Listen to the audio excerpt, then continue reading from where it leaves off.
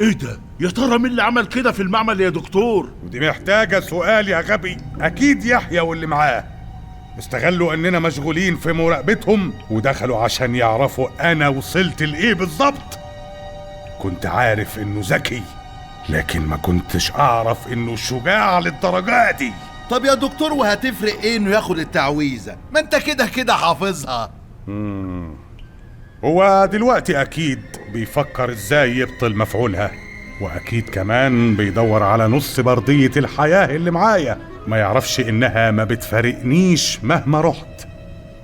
عموما خلينا كده نلعب لعبة القط والفار لحد ما نشوف هنوصل لفين.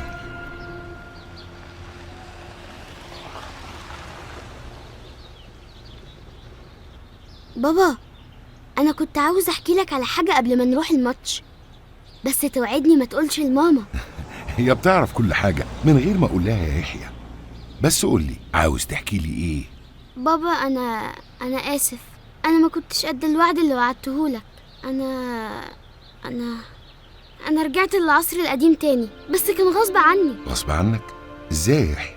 مش أنت اللي بتقول كلمة السر؟ زي ما حكيت لك يا بابا، لما الملك رمسيس التاني كان عندنا، الدكتور عجيب عارف كل حاجة عني وعن كلمة السر، ومن ساعة ما عرفت حقيقته ورفضت أساعده وهو بيطاردني، الحكاية كبرت ولقى طريقة يدخل بيها للزمن القديم وممكن يعمل كارثة. كان لازم أواجهه وأحمي تاريخ كيميت.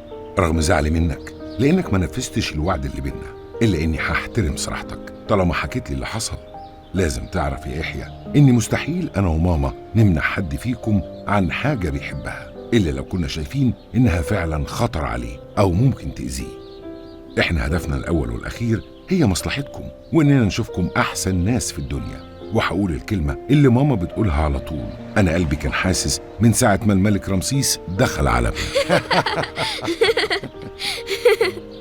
يعني أنت مش زعلان مني؟ لا، بس توعدني بعد كده لما تعمل أي حاجة تحكي لي ونتكلم كأننا أصحاب.